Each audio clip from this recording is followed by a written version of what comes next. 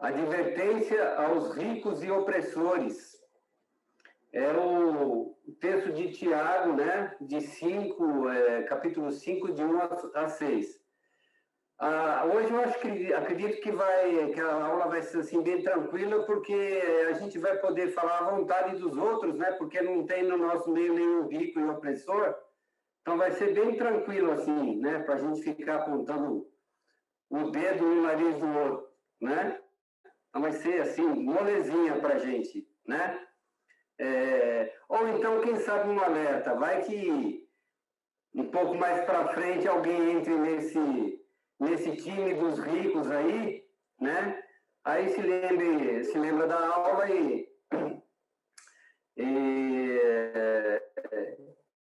enfim, vai ser um alerta para essa nova era, né?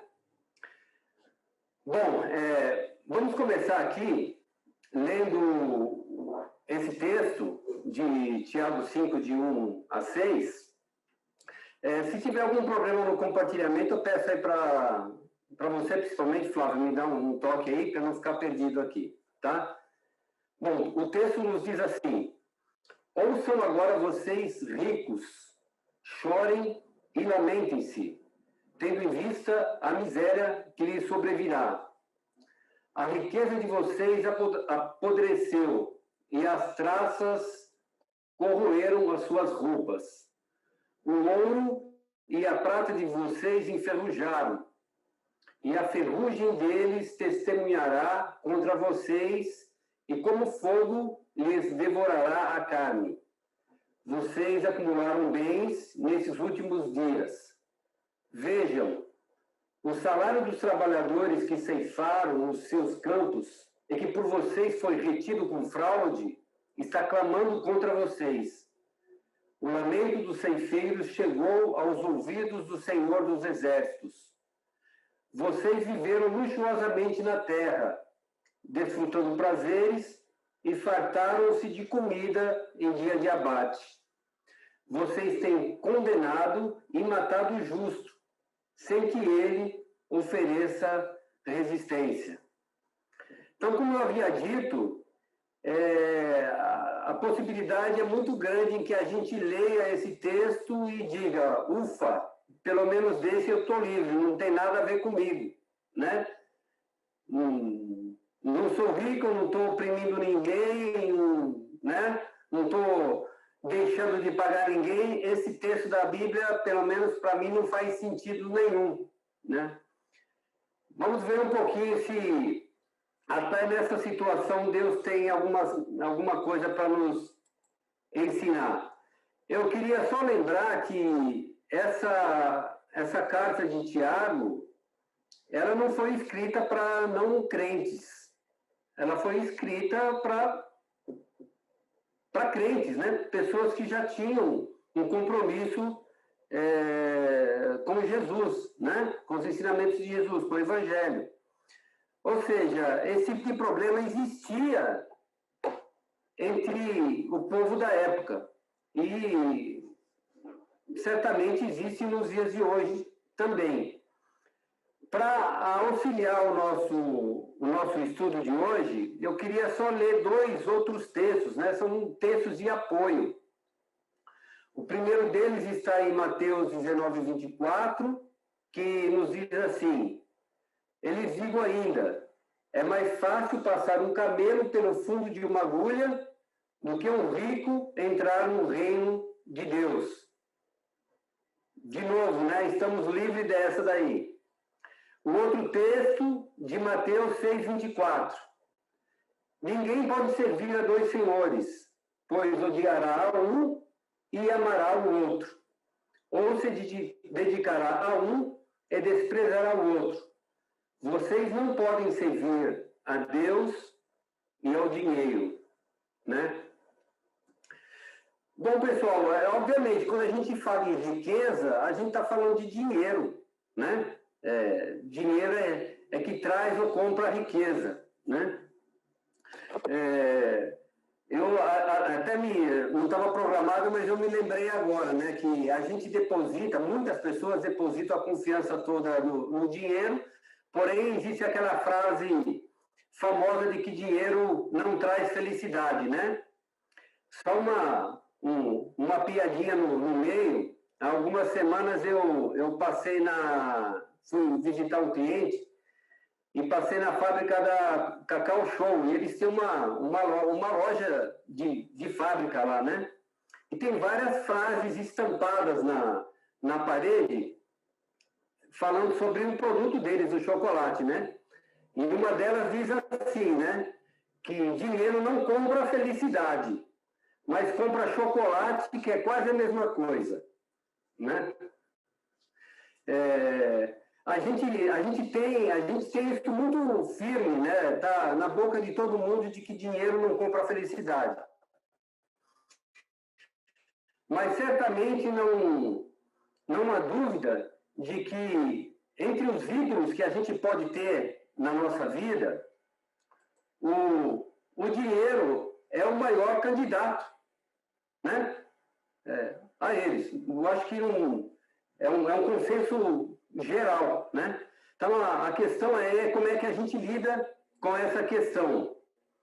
Então, eu procurei dividir a coisa para conversar com vocês da seguinte forma, né? Sendo o dinheiro um forte candidato a ídolo, né? Que tipo de perigo ele traz, ou se traz perigo para quem o tem, né? Com certeza, o grande perigo para quem tem muito dinheiro é o risco dessa pessoa se apegar mais a eles, se apegar demais a esse dinheiro. Então, eu elenquei aqui alguns problemas que a gente poderia dizer que são típicos de uma pessoa que tem muito dinheiro e não lida bem com ele, né? Obviamente não quer dizer que todo mundo que tem dinheiro tem essas características, mas certamente está sujeito a elas, né? Então, quem tem muito dinheiro pode ser avarento, né? Pode ser exibicionista, ou seja, não tem humildade nenhuma, quer mostrar o seu status. Uma outra característica de quem não lida bem com muito dinheiro que tem, por incrível que pareça, pode ser a falta de capacidade de compartilhar as bênçãos que ele recebe, ou seja, ele não visualizar que essa capacidade financeira que ele tem foi Deus que deu e não compartilha isso com ninguém. Quando ele compartilha parte desses bens que ele tem, ele faz para se promover. É muito comum a gente visualizar isso, né? A pessoa faz uma certa caridade, mas quer jogar um holofote sobre ela para que, na verdade, o que a moveu não foi a sensibilidade para o necessitado, mas o desejo de se mostrar, né? Uma outra coisa forte que o dinheiro pode causar nas pessoas é o vício de querer mais e mais. Tem um exemplo assim muito grande dessa questão de querer mais e mais, que foi dado de boca assim pelo ex-governador do Rio, o Sérgio Cabral. Eu não sei se vocês lembram dessa declaração dele, que quando ele foi questionado, mas para que roubar tanto, né? Ou seja, ele chegou num ponto de como se o que ele está roubando fosse maior do que a sacolinha que ele teria para carregar os roubos, né? E ele disse que se tornou um vício praticamente. Ele queria mais e mais e mais, não havia preocupação. Olha, eu quero comprar alguma coisa, eu não tenho dinheiro, então deixa eu arrumar uma forma de conseguir esse dinheiro para ter o bem. Não era essa a questão, era o ter por ter, né? Tinha se viciado nisso. essa é uma coisa que o dinheiro pode fazer com as pessoas, né? Outra coisa que o dinheiro pode fazer também é mudar os nossos valores, fazer com que a gente busque justificativas para ganhos ilícitos. É aquela história, todo mundo rouba, eu também vou roubar, né? O cara tem muito dinheiro porque ele não paga imposto, eu também não vou pagar. Uma outra coisa ainda, outro risco que o dinheiro pode nos causar, né, é a sensação de autossuficiência. Você achar que pode tudo, né? E a gente, dia após dia, vê que as coisas não são assim. Ontem, por exemplo, teve uma notícia muito triste, aí muita gente se entristeceu, porque um ator famoso no começo da carreira, acho que 42 anos, né? O Pantera Negra, faleceu, né? De câncer. Certamente tinha tudo para ter uma condição financeira muito favorável, mas não houve dinheiro capaz de afastá-lo dessa doença.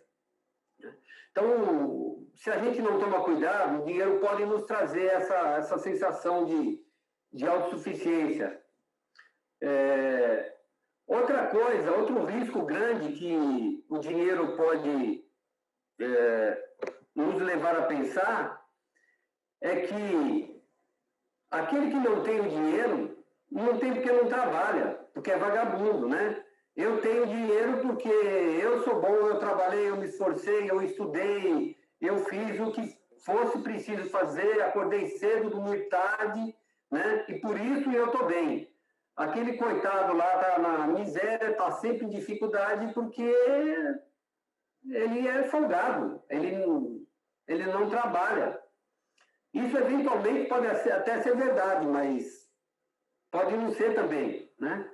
Então essa certa arrogância, a gente encontra em muitas pessoas que têm dinheiro e não lidam bem com ele, né?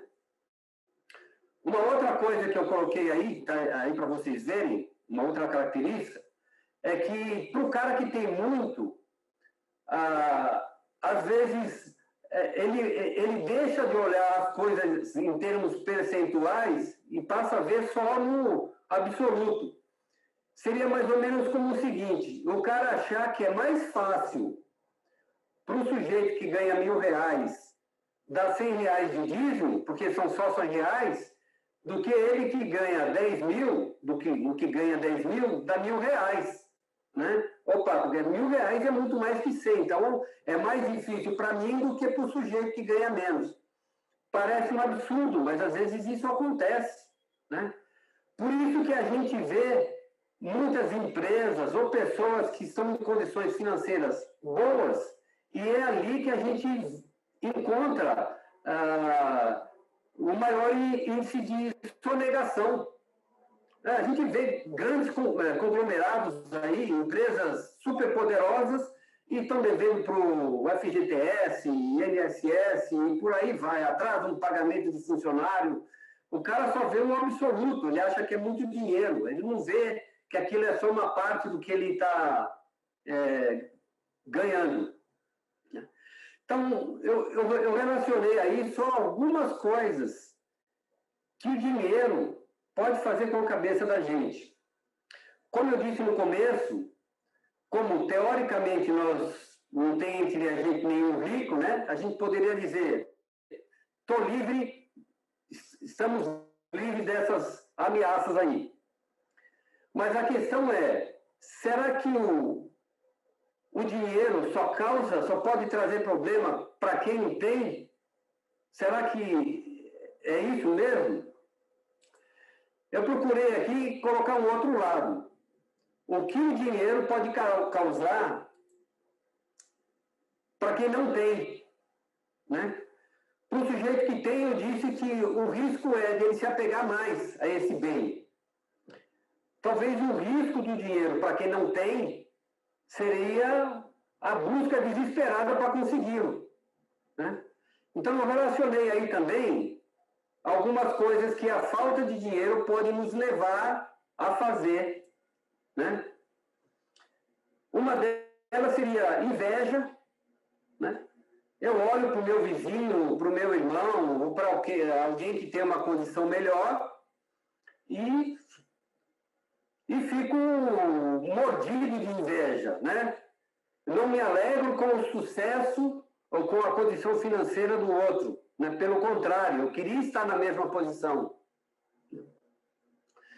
Outra coisa que a gente precisa ver é que, eventualmente, aquilo que a gente faz, ou aquilo que o rico faz, a gente pode não estar fazendo, porque a gente não pode fazer, porque você não tem dinheiro. Mas será que se você tivesse, você de fato agiria de maneira diferente?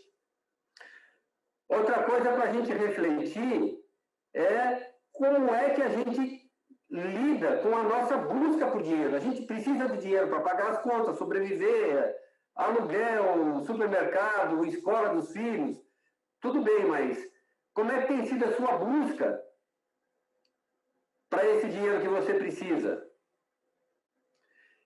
Um outro ponto que eu coloquei aí, que esse não está ligado só a pessoas de pouco dinheiro, mas eu diria que talvez mais presente nelas, que é o vício em jogo de azar. Aquele sujeito que, para conseguir o dinheiro, para mudar de status, ele vende o que tem, vai lá no jogo do bicho, ou na loteria, ou seja lá o que for, o cara se vicia naquilo, né? Naquele afã de mudar de vida. Uma outra coisa ainda que pode acontecer, que a falta de dinheiro pode nos levar, é achar que o rico, ou aquele que tem dinheiro, ele tem porque roubou, né? Da mesma forma como o sujeito que tem dinheiro pode olhar para o pobre e achar que o pobre é vagabundo, não quer trabalhar, o pobre pode olhar para o rico e dizer, esse cara está nessa posição porque roubou, né? Não foi honesto o que ele fez. As duas posições estão erradas, certamente estão erradas. Uma outra condição que eu queria destacar ainda, do que carece de dinheiro, é aquela situação de se vitimizar, né? Se colocar na posição de vítima é bem diferente do que ter humildade. Não é essa a questão, né? Também, como eu já comentei com vocês, pode ser que o sujeito que está numa condição financeira desfavorável, ele está ali porque de fato não se empenhou. Pode ser. Ele se sente muito inferior e por algum motivo não cumpriu o seu papel ou não fez o que deveria para tentar mudar de posição. Isso também pode acontecer. Da mesma forma que o excesso de dinheiro pode levar alguém a se sentir autossuficiente, ele achar que resolve tudo com suas próprias mãos, a falta de dinheiro pode levar a pessoa a uma desesperança, ou seja, não confiar que Deus vai cumprir o que prometeu, que não vai deixá-lo passar por necessidade, né? Isso também pode acontecer. Tem ainda aquele que carece de dinheiro, às vezes, a posição de ser interesseiro ou de privilegiar o rico. Nós tivemos uma aula sobre isso, também entre os cristãos ali, para quem Tiago escreveu. Aquela história de você receber melhor na igreja, na sua casa ou em qualquer lugar, você receber melhor o rico do que o pobre, né? Às vezes com a intenção de ficar melhor, né? Com algum interesse, ou de estar ali no meio mais favorável para você do que se você estivesse entre os pobres. Ou seja, a gente vê que essa coisa, o dinheiro, não é problema para quem tem apenas para quem tem e não é problema apenas para quem não tem. Ele é problema para todo mundo, né? Então, de fato, ele é um forte candidato a ocupar uma posição que não deveria ocupar, uma posição de ídolo nas nossas vidas, né? Então, a conclusão que a gente facilmente chega é que o problema não é dinheiro, não é o dinheiro em si, mas a relação que você tem com ele, né? No excesso ou na falta desse dinheiro, né? Tanto isso é verdade, pessoal, que nesse texto que a gente leu, a gente viu aí uma repreensão da maneira como os ricos tratavam ali, alguns ricos tratavam os pobres. Mas a gente observa também no dia a dia muitos pobres tratando mal outros pobres, né?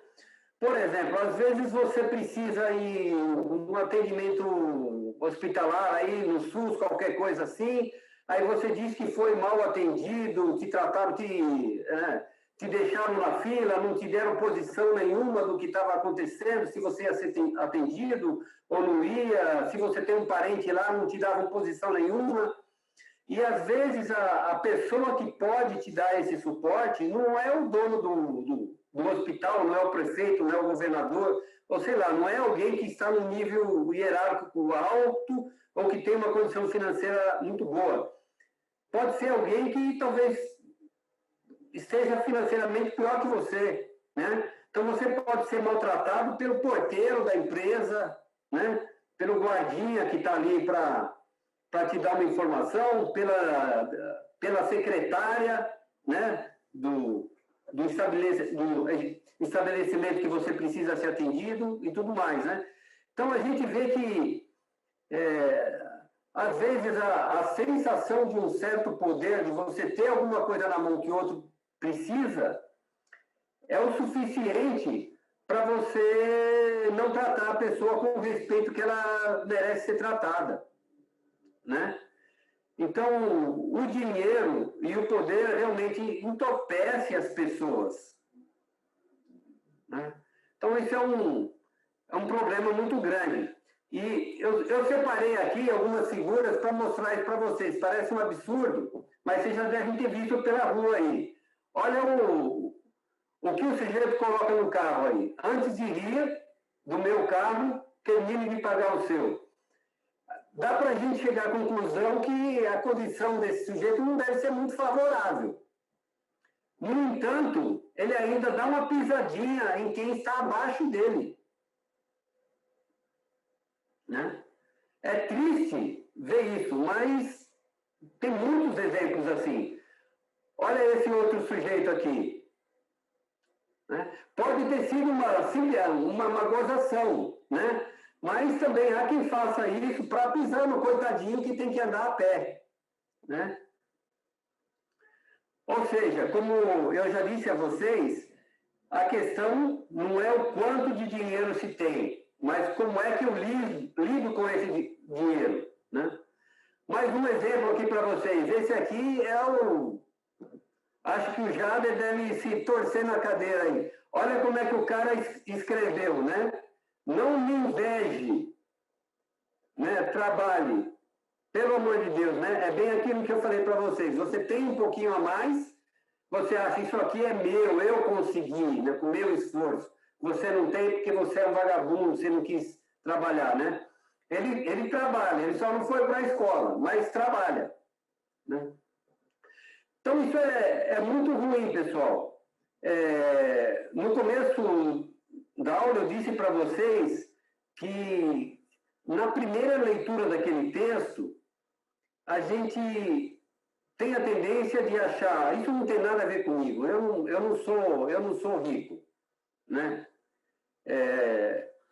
Sempre existe um mais pobre que você, né? Tem lá alguém que está mais necessitado que você. Então, o que a gente precisa ter atenção é como é que eu lido com o que Deus permitiu que eu tenha, né? O que Deus permite que eu tenha, uma quantidade de dinheiro, seja ela muito ou pouca, como é que eu lido com ela, né? Eu queria só aproveitar um pouquinho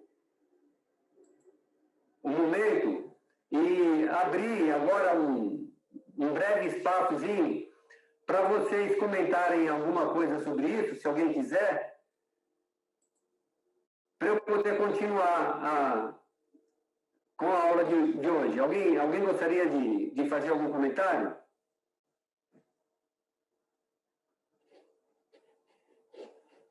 Só um de cada vez, para não ter bagunça. Giba, eu só queria saber se eu posso passar para o pessoal o número da minha conta. Olha, essa é síndrome de não se agrada. Para mim você pode passar, desde que seja com a senha. Tá. Ô, Gilberto. Oi. Na realidade, eu vejo que o dinheiro, né, ou o excesso dele, né, revela quem realmente somos nós ou as pessoas, né? É aquilo, você pode ter a pessoa orgulhosa, seja num casebre quanto numa mansão. E pessoas humildes, tanto no mesmo casebre ou na mesma mansão. Isto é, não é porque, nossa, a pessoa agora tem dinheiro, ela mudou o seu círculo de amizades, agora ela está toda orgulhosa. Na realidade, revela apenas o que ela sempre foi, que a falta de dinheiro encobria o real sentimento dela, a personalidade dela, né? Então, eu vejo que o dinheiro em si, né, o excesso do dinheiro, revela realmente os sentimentos e a personalidade que cada um tem, ou quem somos nós, e como realmente o dinheiro não muda só o externo, mas o nosso interior. Acho que é isso mesmo, né Cássio? Como é que a gente lida com o que tem, independente do montante que seja, essa é a grande questão, né? Esse que é o problema. Alguém quer comentar mais alguma coisa? Vera? Deixa eu só falar uma coisinha sobre pessoas humildes e pessoas ricas dentro de uma mesma igreja. Às vezes, o que não tem acha que é desprezado e ele se retrai, mas, ao mesmo tempo, ele também não dá oportunidade, Giba, para ser amigo e ver as necessidades daquele que tem. Existe um afastamento de ambos os lados, às vezes. O rico se sente, às vezes, desprezado pelo mais... O que tem mais se sente desprezado pelo que não tem. Não existe uma amizade e as necessidades, isso que eu gostaria de pensar nesse momento, as necessidades da pessoa que não tem e da pessoa que tem, como pessoa, como ser humano, são as mesmas. Então, a aproximação deve existir, tanto do pobre para com o rico, como do rico para com o pobre.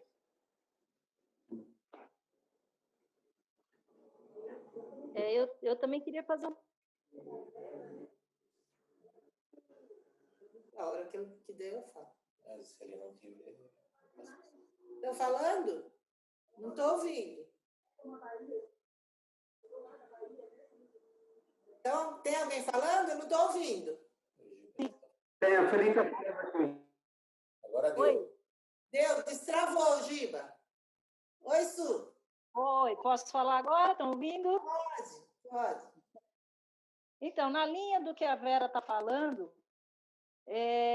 eu quero dizer o seguinte, aqui no Brasil, né, e especialmente nos estados mais pobres, é muito cultural isso.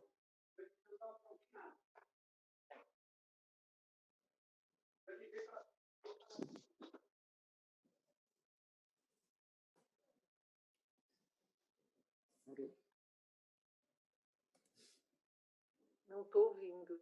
Pode outro irmão comentar? Daqui a pouco a Sueli restabelece. Ah, ela apareceu ali. Deixa ela falar. Vou ligar o meu aqui, peraí. Pode falar, Sueli. A Sueli vai falar. Então, nessa linha do que a Vera está dizendo, né?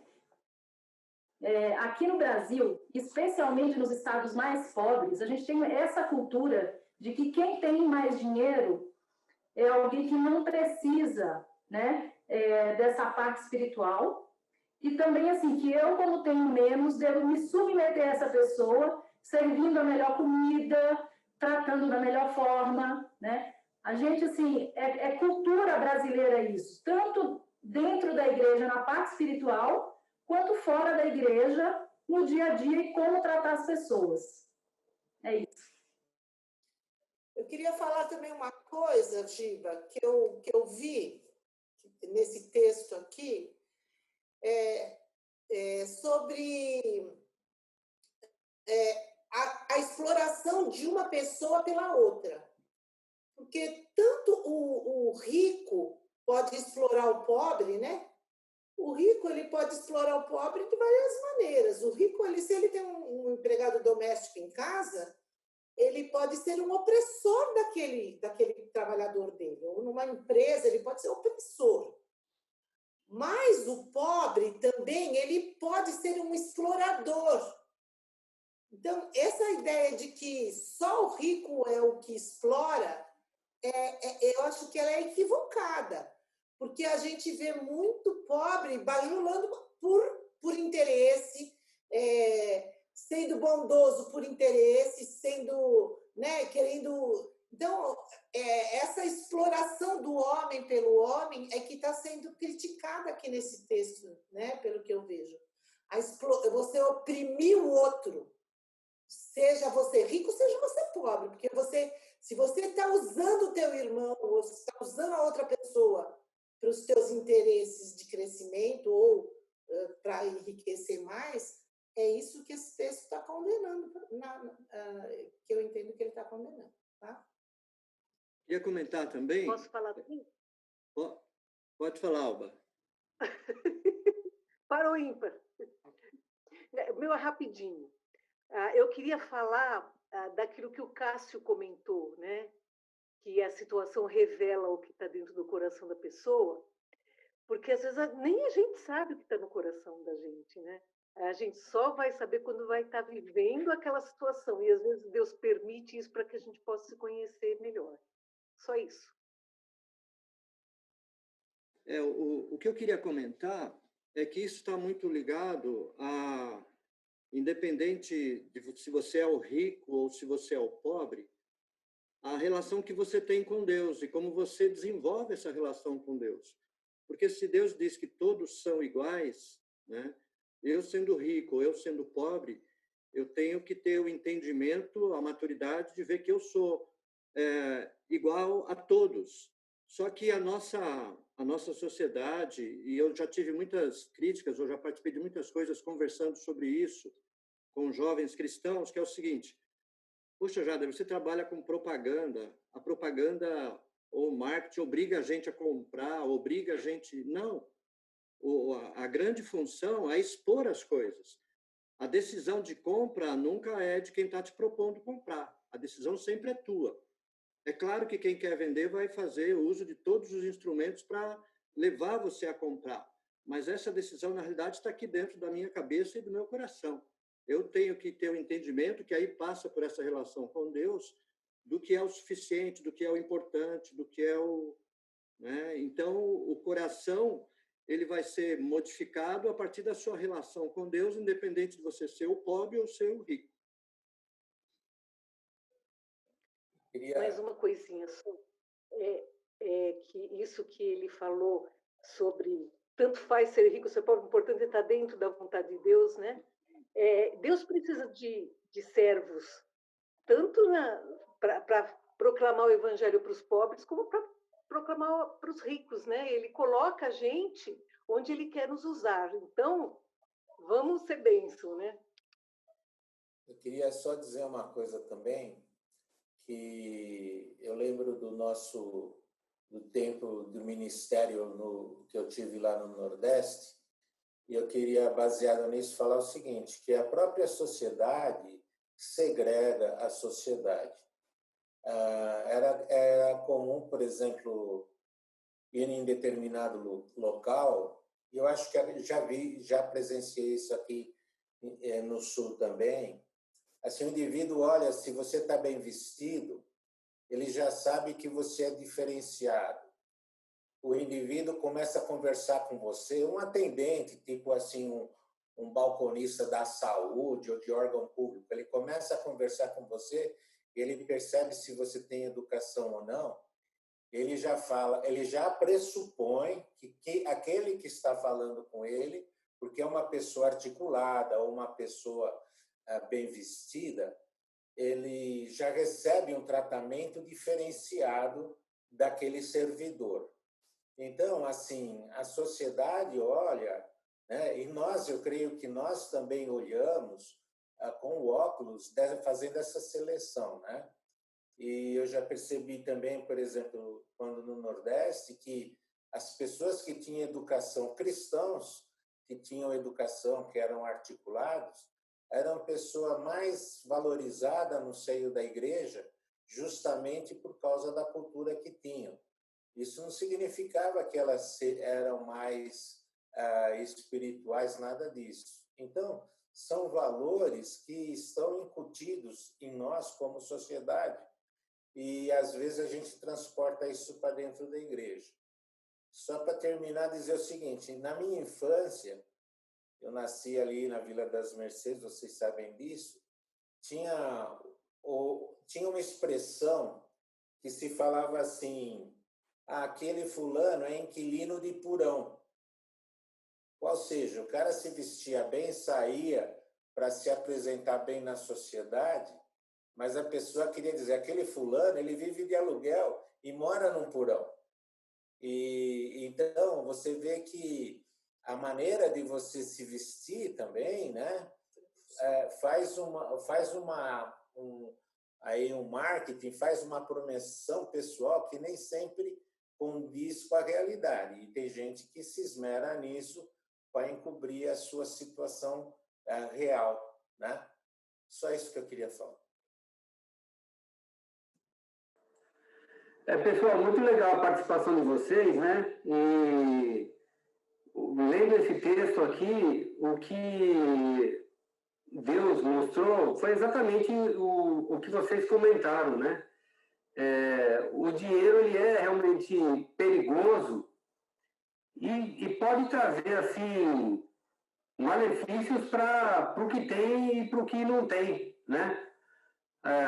O grande problema de fato é a gente ter sabedoria para lidar com ele, tá? Vamos seguir aqui com o texto para ver se a gente consegue tirar mais algum ensinamento. Bom, voltando ao texto de Tiago, nós temos lá no capítulo 5, né, versículo 1, eu vou ler de novo aqui. Ouçam agora vocês ricos, chorem e lamentem-se, tendo em vista a miséria que lhes sobrevirá. A riqueza de vocês apodreceu, e as traças corroeram as suas roupas. O ouro e a prata de vocês enferrujaram, e a ferrugem deles testemunhará contra vocês, e como fogo lhes devorará a carne. Vocês acumularam bens nesses últimos dias. Eu pintei as letras aí de algumas palavras de 3 cores, porque uma coisa que me chamou a atenção, não só nesse texto, eu não sei de fato dizer se é recurso literário, se é forma que as pessoas antigamente tinham, a forma como elas se expressavam era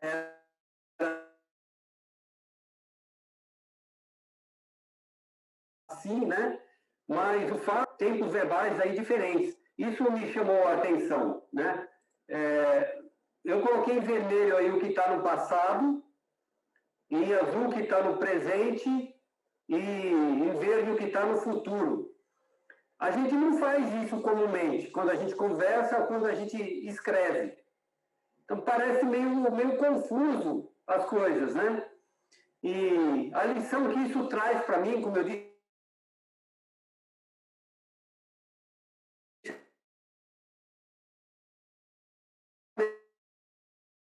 texto, em outros que apresentar, é que, primeiro, que Deus está fora realmente do tempo e que existe uma garantia muito forte do que ele diz que vai acontecer, de fato vai acontecer, né?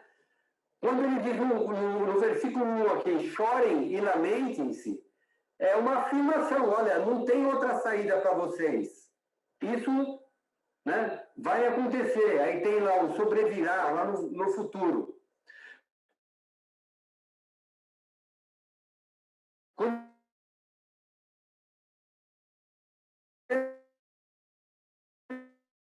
ele diz no versículo 2, isso não é aprovado por Deus, não tem escapatória, está definido, né? Então, é um detalhe que pode parecer pequeno, mas eu vejo essa questão assim muito presente, né, nas coisas que Deus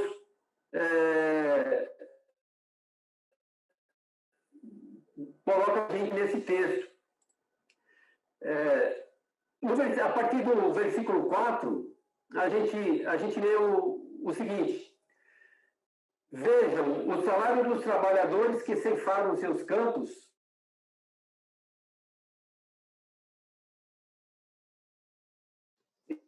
e que por vocês foi retirado aos ouvidos do Senhor dos Exércitos. Giba, só uma coisinha. Eu tenho a impressão, se a Sueli está em outra transmissão, talvez os dois telefones, um rouba a banda do outro no Wi-Fi, a tua voz está sumindo. E às vezes é porque tem duas ligações. Está sumindo para nós, né? Não sei se para todos. Está sumindo para todos. Aqui também. Está falhando. Está sumindo para todos? Está sumindo aqui também. Então, me dê um segundinho aqui, eu vou colocar o notebook aqui no outro lugar, pode ser que o sinal aqui seja fraco. Um segundinho.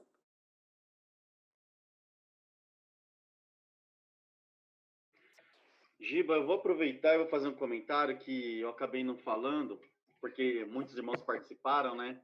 Para não travar a aula, então aproveito esse momento aqui. É o seguinte, como o Giba está trazendo para a gente nessa aplicação do texto, e às vezes tem duas considerações que eu queria falar. A primeira é que a riqueza, às vezes, depende do referencial, né? Às vezes, eu acho que rico é a pessoa que tem um iate, que tem uma mansão, que consegue morar nos Estados Unidos, e etc. Mas, às vezes, uma pessoa que tem uma condição muito mais simples acha que você é rico, do ponto de vista dele. Que a gente que tem, de repente, você tem um carro, alguma coisa assim, algum bem, pela condição daquela pessoa ser de uma humildade muito maior, ele te olha como um rico. E mais um detalhe, a gente pensando aqui também no mundo do Novo Testamento, perdão, quando foi escrito esse texto, e olhando para o mundo de hoje, a maioria de nós temos funcionários, diretos ou indiretos. Se você mora num prédio, você tem funcionários, que é o zelador. Se o seu prédio tem portaria física, ele é um funcionário também. Se você tem uma diarista ou uma empregada doméstica, ela é uma funcionária sua também. Então, tudo isso tem a ver com a nossa também, como o Giba falou no começo da aula, esse texto se aplica muito às nossas realidades também.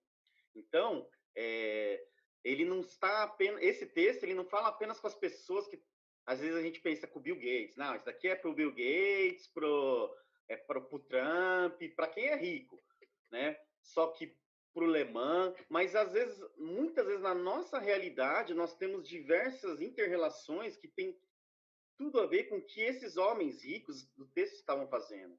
Como nós nos relacionamos com as pessoas que trabalham para nós, como nós nos relacionamos com os bens que o Senhor nos tem confiado como mordomos. Giba, você está pronto? Ok. Tudo bem? Tudo jóia. Cara, esse negócio que você falou aí, você me permite te dar uma ajuda? Esse negócio das palavras que você falou no passado, presente e futuro? Agradeço.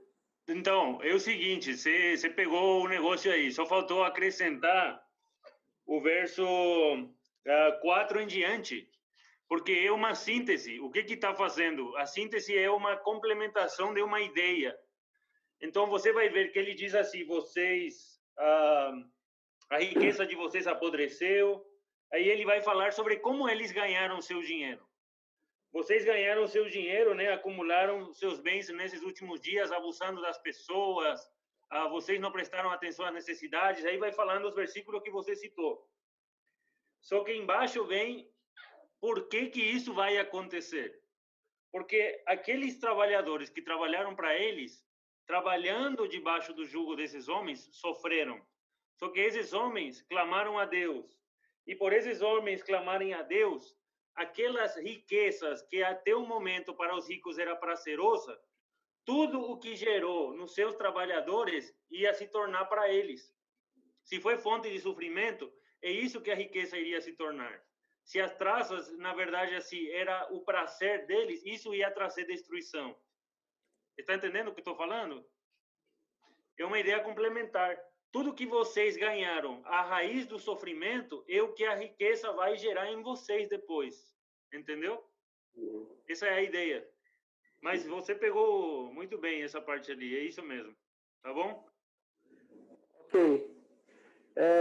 Eu queria destacar aí, agradeço a ajuda do Samuel, e acho que foi a Vera que fez um comentário, né?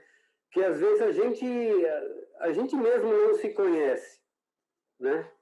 É muito importante a gente refletir de que Deus não coloca as coisas de maneira circunstancial, né? Eu acho que não seria muito justo se o tratamento para um grupo de pessoas fosse diferente para outro grupo de pessoas, né? Deus tem a condição de olhar o nosso coração. Certamente Ele tem capacidade para saber como um pobre agiria se fosse rico. Talvez o próprio pobre não tenha essa habilidade, mas Deus sabe como ele agiria, né? Então, isso é importante, né? Deus tem a capacidade de ver o nosso coração. Porque a gente pode correr o risco, não só com relação ao dinheiro, mas com relação a outras coisas. Você pode, eventualmente, não estar pecando por falta de oportunidade. Numa outra aula, eu acho que foi na presencial lá na igreja, eu fiz uma brincadeira assim, parece um pouco pesada, mas é verdade. Falar, o sujeito que diz lá que é super fiel, né? A esposa, por exemplo, né? De repente ele é super fiel porque ele é feio, ninguém quer aquele traste, né? Não chama a atenção de ninguém, né? Então, aí é fácil ser fiel, né? Agora, se você é bonitão como eu, por exemplo, assim, tem um olhar meio... Aí fica mais difícil, né? É uma brincadeira. Mas Deus não coloca as coisas dessa forma, né? Eu não preciso... Para Deus saber o que está no meu coração, o que eu faria com o meu dinheiro, eu não preciso ter muito dinheiro. Deus sabe disso. Para Deus saber da minha fidelidade, eu não preciso necessariamente ter uma condição que coloque em risco essa fidelidade. Nós não temos essa capacidade, mas Deus tem. Deus olha o coração. É uma coisa que a gente não pode se esquecer, né? Eu vou ter que, pessoal, correr um pouquinho. Não dá para deixar para a próxima aula, senão eu acho que vai ficar meio sem sentido o final da aula, que eu gostaria, pelo menos, de mostrar para vocês. Então, eu vou correr um pouquinho aqui, tá? Vou compartilhar de novo a tela.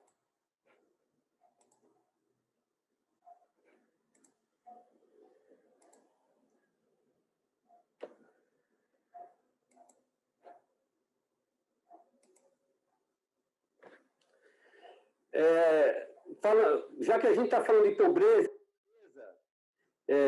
dinheiro ou falta dele, a gente também não pode se esquecer que desigualdade social sempre existiu, né? Não é uma coisa dos nossos dias, ela sempre existiu. Então, eu procurei resgatar na Bíblia alguns lugares em que a gente pode ver alguns textos sobre isso. A minha voz está falhando ainda ou não? Tá? Um pouco. Tá, vamos seguir lá. Então, lá no Antigo Testamento, a gente tem alguns textos interessantes, né? Em Deuteronômio 15, 11, nós lemos lá: sempre haverá pobres na terra, portanto, eu lhes ordeno que abra o coração para o seu irmão israelita, tanto para o pobre como para o necessitado de sua terra. Nesse texto aí, se vocês lerem o capítulo de Deuteronômio 15 inteiro, vocês vão ver que o Senhor está dando orientações para os israelitas de como eles devem se tratar mutuamente. Ele recomenda até de 7 em 7 anos um período de remissão. É aquele período em que o sujeito ou a família que está devendo vai ter a sua dívida perdoado pelo outro irmão, né? Isso de 7 em 7 anos. E que era dever deles ali não deixar que nenhuma família passasse por necessidade, né? Então, eu frisei aqui o irmão israelita, porque tem uma historiazinha por trás disso que eu quero mostrar para vocês nos próximos slides. Aí. Ou seja, é importante a gente tirar dessa lição do Antigo Testamento, mas para os nossos dias hoje, que existe uma responsabilidade de quem tem mais para com os que têm menos, né? Essa diferença social que sempre existiu, até no meio do povo de Deus, né, trazia consigo a responsabilidade sobre os que têm mais ali. É nossa obrigação ajudar os que têm menos. Isso está muito claro nesse texto de Deuteronômio. Ainda um outro texto, lá no mesmo capítulo de Deuteronômio, a gente lê: assim não deverá haver pobre algum no meio de vocês, pois na terra que o Senhor, o seu Deus, lhes está dando como herança, para que dela tomem posse, ele os abençoará ricamente. Então ele segue com a mesma orientação. No meio de vocês não pode ter um pobre, não pode ter um necessitado. Essa era a ordem do Senhor para o povo na época. Então, o que a gente vê aí? Que isso não é uma questão de pura bondade, mas é de justiça e obediência, é uma ordem do Senhor. Que nós devemos agir dessa forma com os que são menos favorecidos, com os pobres, né? Um outro texto ainda, falando sobre isso, no mesmo capítulo de Deuteronômio, nós lemos lá: lembre-se de que você foi escravo no Egito e o que o Senhor, o seu Deus, o redimiu. É por isso que hoje lhes dou essa ordem. Qual que é o meu entendimento daí? Que Deus está falando para os mais favorecidos: espera aí, isso que você tem não foi você que conseguiu, não, eu que dei. Não bata no peito. Não bata no peito, eu consegui, eu tenho mais. Você era escravo. Foi minha decisão escolher você para ter uma condição mais favorável do que o outro. Então, é sua obrigação, né, enxergar essa posição, ou seja, ponha-se no seu lugar. Nada é seu. Seja grato e obediente pelo que Deus te deu. Quais são os critérios de Deus para dar mais a um do que para outro? Isso não nos cabe questionar, né? O vaso não questiona o oleiro porque o fez de uma forma ou de outra. O Senhor é Senhor. Esse mesmo tipo de alerta a gente encontra também no Novo Testamento. Né? Não era só uma coisa do Velho. O que eu queria chamar a atenção para vocês aqui é que lá no Velho Testamento o Senhor estava falando da grande responsabilidade para os que eram israelitas, para a família. Né? Tá? Tem um versículo lá, entre esses, que diz, inclusive, olha, as outras nações podem dever para vocês, mas vocês não podem dever para os outros. Então, é uma coisa bem firme com relação aos que são de casa. Essa mesma relação a gente precisa ver hoje entre nós cristãos. Não faz sentido nenhum alguém do nosso meio passar fome, não ter onde morar. Não faz sentido nenhum um missionário passar por grande necessidade. É nossa obrigação ajudá-lo. Isso não é opção. Isso é uma ordem de Deus. Né? Vamos ver alguns versículos no Novo Testamento. Então, nós temos lá em 1 Timóteo 6, de 17 a 19. Ordene aos que são ricos no presente mundo que não sejam arrogantes, nem ponham sua esperança na incerteza da riqueza, mas em Deus, que tudo nos provê ricamente para a nossa satisfação. Olha que maravilha, né? Deus é que provê tudo, ainda que seja para a nossa satisfação. Né? Ele que faz. Ordene-lhes que pratiquem o bem, sejam ricos em boas obras, generosos e prontos a repartir. Pessoal, isso aqui a gente está falando de coisa material mesmo. É repartir o material que a gente tem. Dessa forma, eles acumularão um tesouro para si mesmos, um firme fundamento para a era que há de vir, e assim alcançarão a verdadeira vida. Tá? Isso nós temos já no Novo Testamento. Vamos para outro texto, vou correr um pouquinho aqui. Lá em 2 Coríntios 9, de 11 a 13, a gente lê: vocês serão enriquecidos de todas as formas, para que possam ser generosos. Então, olhem só o propósito de você ser enriquecido. A tua condição financeira, o que Deus permitiu que você tenha, tem um propósito. O propósito é esse, para que possam ser generosos em qualquer ocasião. E por nosso intermédio, a sua generosidade resultem em ação de graças a Deus. O serviço ministerial de vocês, que vocês estão realizando, não está apenas suprindo as necessidades do povo de Deus, mas também transbordando em muitas expressões de gratidão a Deus.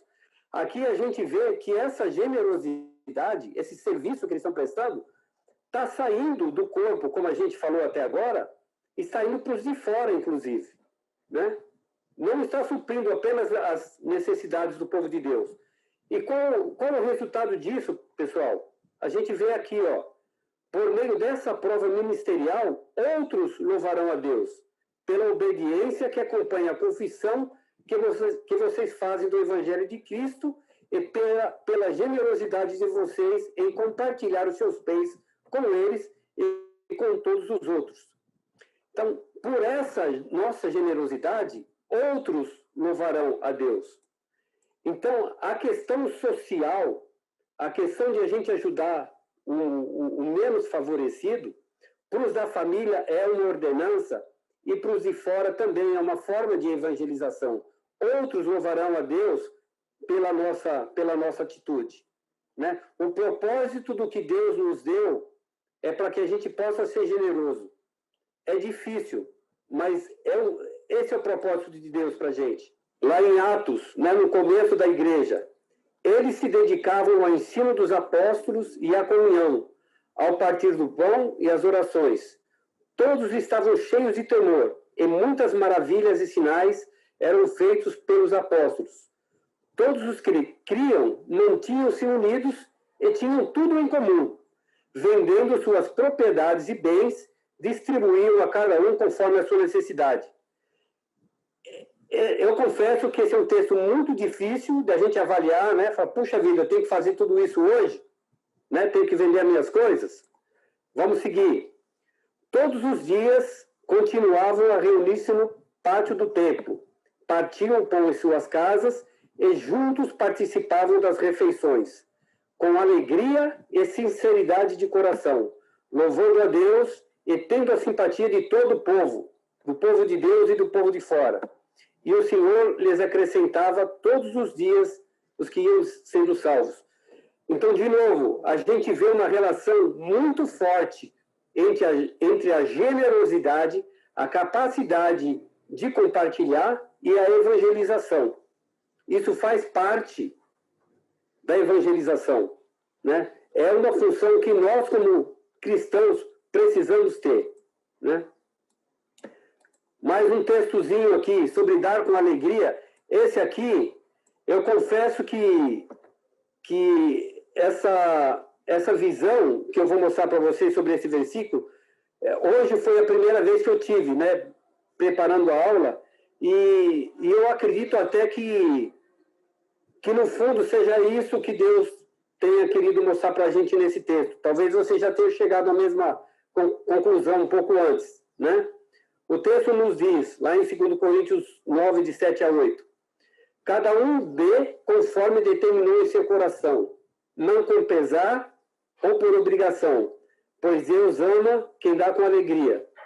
E Deus é poderoso para fazer que lhe seja acrescentada toda a graça, para que em todas as coisas, em todo o tempo, tendo tudo o que é necessário, vocês transbordem em toda boa obra. Eu já ouvi muita sobre esse texto, sobre o dar com alegria, como se fosse assim um alívio para o dizimista, né? Como se lá no passado eu tivesse obrigação de 10%, mas hoje não. Hoje eu vou dar só o que o meu coração manda. Eu acho que aqui a coisa fica muito pior, né? Porque, vejam bem, né? A ordem aqui é para que a gente não faça isso por obrigação, pois Deus ama quem dá com alegria. Puxa vida, pessoal, o que te dá alegria, o que você faz? Você faz menos ou faz mais? Então, existe aqui um risco financeiro que eu diria até que mais pesado, né? Quanto mais alegre você ficar, quanto mais alegria isso te dá, mais você vai fazer. Então, o risco aqui de você acabar passando dos 10% é muito grande, né? É isso que Deus espera. Então, eu acho que a gente vai ter, se a tua alegria for realmente sincera em fazer essa contribuição, você vai ter que dar uma seguradinha aí para não querer mais e mais doses de alegria, né? Mas a contribuição é uma necessidade, é uma ordem do Senhor, né? Para com o seu povo. Pessoal, fazer essas coisas a gente sabe que não é fácil. A gente saber exatamente como lidar com o dinheiro, independente da quantidade que seja, né? Mas também eu encontrei nesse estudo, na preparação desse estudo, um versículo que, assim como muitos outros, não traz uma grande novidade, uma coisa que a gente nunca ouviu, mas que vale a pena a gente refletir de novo. E eu vou compartilhar esse versículo com vocês, e é praticamente aí a conclusão da aula de hoje. O texto que está em Atos 6, de 1 a 3. Olhem só a situação.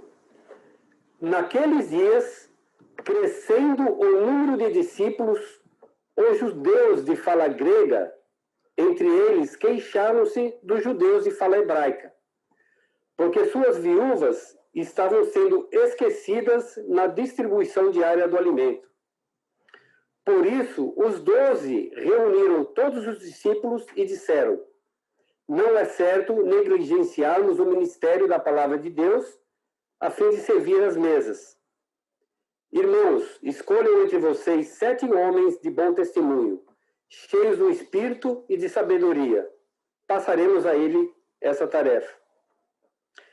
O que eu queria ressaltar aqui com vocês, a gente às vezes olha para aquela coisa para aquela forma como a igreja primitiva vivia, para aquele começo de igreja, e acha que tudo é uma maravilha, né? Que as pessoas vendiam o que tinham, ninguém tinha de mais e ninguém tinha de menos, e que todos viviam numa harmonia absoluta. Não é isso que eu vejo nesse texto. Eu estou vendo aqui um povinho reclamar da situação, olha. Naqueles dias, crescendo o número de discípulos, os judeus de fala grega, entre eles, queixavam-se dos judeus de fala hebraica. Então, a coisa parece que é complicada, pessoal. Mexer com dinheiro não é fácil. Eles estavam reclamando, olha, as nossas viúvas estão sendo preteridas aí, estão sendo esquecidas na distribuição do alimento. E pela posição dos 12, né, isso de fato estava acontecendo.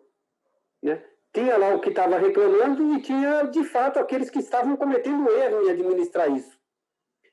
Tanto que, para que a palavra de Deus, o ministrar a palavra, não fosse negligenciada, eles escolheram, pediram para que fosse escolhido 7 pessoas para fazer melhor essa administração.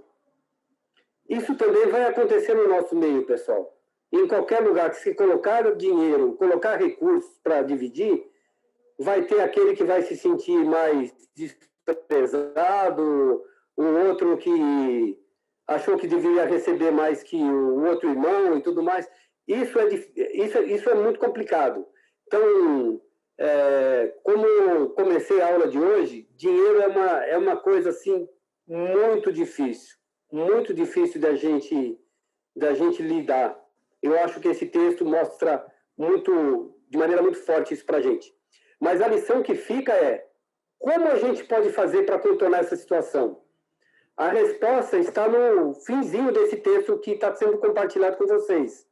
Olhem lá. Irmãos, escolham entre vocês 7 homens de bom testemunho, cheios do Espírito e de sabedoria. Passaremos a eles essa tarefa. Então, qual é o segredo para a gente lidar bem com o dinheiro, pessoal? É o que diz o texto. Só tem um. Estar cheio do Espírito e pedir sabedoria para Deus. Não vejo outra forma, né? De novo, independente da quantidade que a gente tenha de dinheiro, né? A gente precisa pedir sabedoria, né? Para Deus, enfim, para saber lidar com essa situação, né? É isso que eu tinha para compartilhar com vocês hoje, né? E eu confesso que, para mim, assim, foi bastante importante no começo, quando eu li o texto.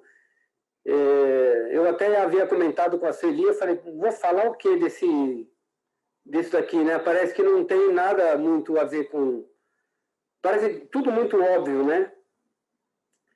E talvez seja, mas é um desafio muito grande e de um exercício de fé que a gente precisa ter em qualquer situação financeira que a gente pode estar passando, ou na fartura, no excesso de recursos, na habilidade de administrar, não colocar sua confiança nesses recursos, em saber compartilhar, né? Na ausência também, crer que Deus vai suprir. Na vida comunitária, né? Na nossa igreja, no meio que a gente está, na responsabilidade que cada membro tem de não deixar o outro passar necessidade. Pessoal, isso não tem acontecido, acho que, na nossa igreja, né? Mas não faz sentido. Não faz sentido uma pessoa do nosso meio passar fome. Não tem onde morar. Isso não é de Deus. Isso não é de Deus, né? O Senhor, ele é dono de tudo. mas graças a Deus nos utiliza como instrumentos para cumprir essa obra. Ele não precisa da gente para isso, é um privilégio. Então, tem até uma... Eu vou falar de novo da família da Sueli, né, que eu já comentei com vocês várias vezes, que pela maneira como eles foram criados, eles têm essa visão de caridade muito forte lá, né, porque talvez sejam muito católicos também, eles usam muito essa palavra, né, caridade, né, e a irmã dela, por exemplo, é uma médica, assim, uma das irmãs dela, muito capaz, muito bem reconhecida, e poderia, assim, ter uma condição financeira super vantajosa, mas nunca se preocupou com isso, né? E às vezes eu dizia para ela, você não gosta de dinheiro, não tem problema, né? Ganha o dinheiro até aos pobres, né? E às vezes a gente tem que fazer isso, pessoal. A gente não precisa correr desesperadamente atrás do dinheiro, mas a capacidade que Deus nos deu, né? A sabedoria, a inteligência, ou seja, a habilidade que você tem, o bom emprego que você conseguiu, isso tem um propósito, né? É para se alegrar, para você mesmo se alegrar, como nós vimos no texto, mas a gente tem uma responsabilidade com o nosso irmão. A gente tem, isso é muito forte. Fazer isso de coração aberto pode não ser tão fácil para um como é para outro, mas é mandatório, né? A gente precisa, nesses momentos que a gente está passando de pandemia, né? E algumas famílias têm um pouco mais de necessidade que outras aí, a gente aprenda. Eu confesso que isso não é uma coisa natural em mim, não é mesmo, né? Mas que a gente aprenda a olhar um pouquinho do lado, né? Tem sempre um piorzinho que a gente ali. E que a gente saiba fazer isso. E não precisa ser, como eu estava dizendo, não precisa só ser com os irmãos da igreja. Certamente com os irmãos da igreja a gente tem uma responsabilidade maior.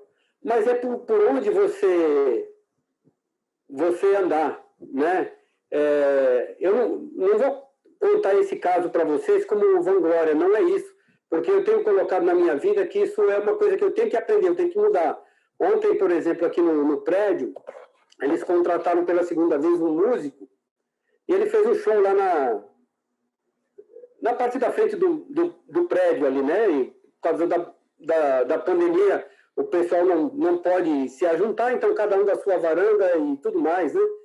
E pagaram lá, cada um pagou acho que R$40 para o cara ficar tocando e cantando lá. É a segunda vez que ele vem.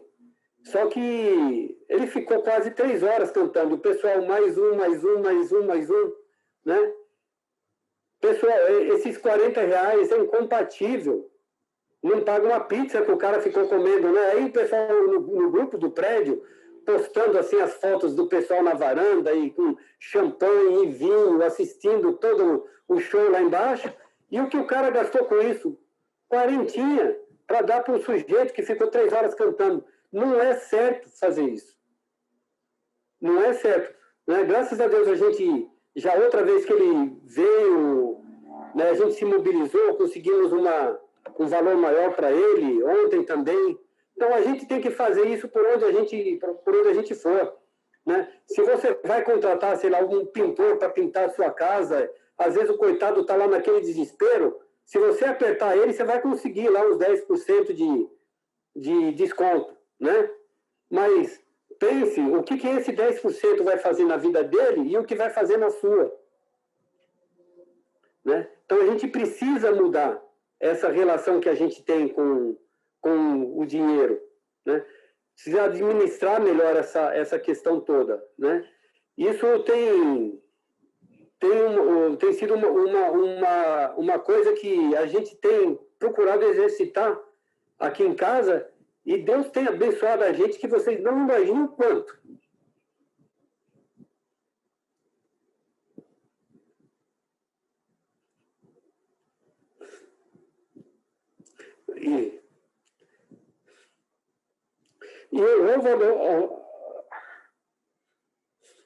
louvo ao nosso Deus, porque Ele tem abençoado a minha família de uma forma tão grande, né? Que a gente conversa muito em casa, né? Como eu gostaria que a minha mãe estivesse aqui para ver o envolvimento do meu irmão na igreja hoje, né? Da família dele, né? O que Deus tem me dado, a netinha que Ele me deu, né? E essas outras coisas todas vão ficar, né? A vida, as coisas que a Fernanda e o Júnior têm vencido lá fora, Deus tem sido muito bom, muito bom. Eu preciso amolecer o meu coração.